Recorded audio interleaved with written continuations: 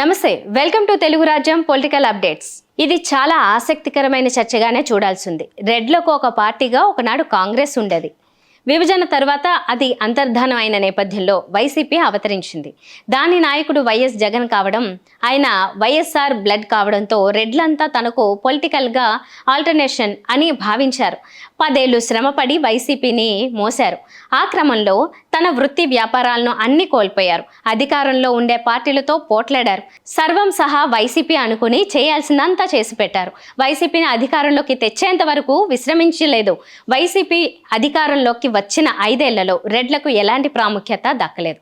వారికి కాంగ్రెస్ తర్వాత అంతటి రక్షణ, హోదా, మర్యాద వైసీపీలో దొరుకుతాయని అనుకుంటే అవి పూర్తిగా లేకుండా పోయాయి. రాజకీయంగా రెడ్లు అత్యంత బలవంతులు, ప్రభావవంతులు అయినప్పటికీ వైసీపీ ప్రభుత్వంలో ఏమీ కాకుండా మిగిలిపోయారు.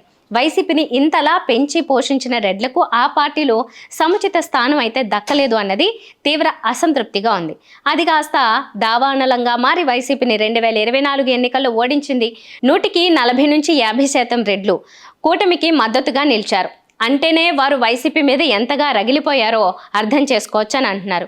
ఇక వైసీపీని ఓడించడం వెనుక రెడ్ల ఉద్దేశం కూడా వేరేది కాదు. జగన్ మారుతారు అని అనుకున్నారు. అయితే జగన్లో ఆ మార్పు అయితే ఎక్కడా కనిపించడం లేదు అని అంటున్నారు. ఆయన ఎందుకు ఓటమి చెందామన్నది ఎక్కడా లోతైన సమీక్ష చేయడం లేదని, రెడ్లు గుర్రుగా ఉన్న సంగతిని కూడా పట్టించుకోవడం లేదని భావిస్తున్నారు. దీంతో పాటుగా ఈవీఎంల వల్లనే ఓటమి లభించింది అని భావిస్తున్నారని, చంద్రబాబు హామీలు తీర్చలేరని, మళ్ళీ వైసీపీనే ఎన్నుకుంటారు అన్న భ్రమలలో జగన్ ఉన్నారని అంటున్నారు. ఈ క్రమంలో వైసీపీలో ఉన్న రెడ్లలో తీవ్ర స్థాయిలో అంతర్మథనం సాగుతోంది అని అంటున్నారు. తమకు తమ రాజకీయానికి రక్షణగా నిలిచే బలమైన రెడ్డి నాయకుడి కోసం అన్వేషిస్తున్నారు అని అంటున్నారు. అంటే వైఎస్ జగన్కి ఆల్టర్నేషన్గా అన్నమాట. తెలంగాణలో రేవంత్ రెడ్డి మాదిరిగా ఏపీలో కూడా సరైన లీడర్ దొరికితే వైసీపీ నేడు నుంచి బయటకు వచ్చి పూర్తి స్థాయిలో సపోర్ట్ చేయాలని రెడ్లు భావిస్తున్నారట. ఈ దిశగా వారి ఆలోచనలు సాగుతుండడం వైసీపీకి ప్రమాద ఘంటికలే అని అంటున్నారు. వైసీపీ ఎంత కాదనుకున్నా రెడ్ల సపోర్ట్తోనే నడిచే పార్టీ. ఆ పార్టీకి మూలధనం, అసలైన పెట్టుబడి రెడ్డి సామాజిక వర్గమే. వారి దెబ్బ ఏ స్థాయిలో ఉంటుందో తాజా ఎన్నికలు నిరూపించాయి.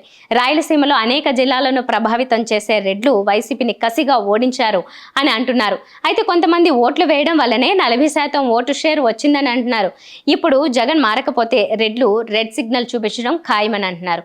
నాయకులు బోలెడు మంది ఉంటారు. వారు ఎప్పుడూ జనం నుంచే తయారవుతారు. జగన్ కూడా అలాగే వైఎస్ఆర్ తర్వాత వచ్చారు. అంటే బలమైన సామాజిక వర్గం కోరుకోబట్టే అని అంటున్నారు. అలాంటి బలమైన సామాజిక వర్గం జగన్ వద్దు అనుకుంటే అది వైసీపీకి భారీ రాజకీయ నష్టాన్ని చేకూరుస్తుందని అంటున్నారు. ఏపీ రాజకీయాల్లో బలమైన సామాజిక రాజకీయ నేపథ్యం ఉన్న కులాలలో రెడ్లు ఉంటారు. కమ్మలు, రెడ్లతో పాటు కాపులు కూడా ఇప్పుడు ఏపీ రాజకీయాల్లో వాటాకు ముందుకొస్తున్నారు. అది ట్రయాంగిల్ ఫైట్గా మారుతోంది. అయితే రెడ్లు తాము ఫోర్ ఫ్రంట్లో ఉండేలా రాజకీయం చేయాలని అనుకుంటున్నారు. జగన్తో అది సాధ్యం కాదని తేలిపోవడంతోనే కొత్త వేట స్టార్ట్ అయిందని అంటున్నారు. ఈ వేటకు ఫలితం దక్కితే మాత్రం ఏపీ రాజకీయాల్లో ఎవరు ఊహించిన అతిపెద్ద దెబ్బ వైసీపీకి పడుతుందని అంటున్నారు. అటువంటి పరిస్థితి రానియకుండా నివారించడం అన్నది ఇప్పుడు వైసీపీ హైకమాండ్ చేతిలోనే ఉంది అని అంటున్నారు. Please do subscribe to Telugu Rajyam channel. Please do subscribe to Telugu Rajyam channel. Please do subscribe to Telugu Rajyam channel. Hi అండి, నేను మీ ఆర్పీని, నెల్లూరు పెద్దారెడ్డి చేపల పులుసు ఓనర్ని. మీరు తెలుగు రాజ్యం అనే ఈ యూట్యూబ్ ఛానల్ సబ్స్క్రైబ్ చేసుకుని మంచి మంచి వీడియోలతో వస్తారు. Thank you so much.